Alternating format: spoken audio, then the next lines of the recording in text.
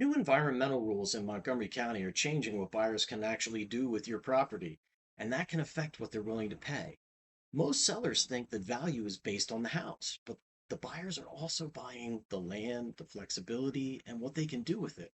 And that's where these new regulations come in. We're starting to see stricter rules around things like setbacks, stormwater management, and how much of your lot can actually be developed, which means less flexibility.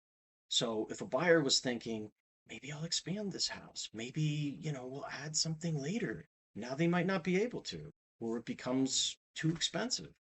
Now add in the environmental side when you have more requirements for drainage, permeable surfaces, and sometimes upgrades to meet the current standards.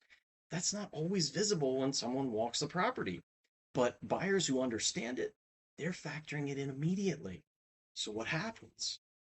They either offer less or they walk away because they're thinking long-term cost.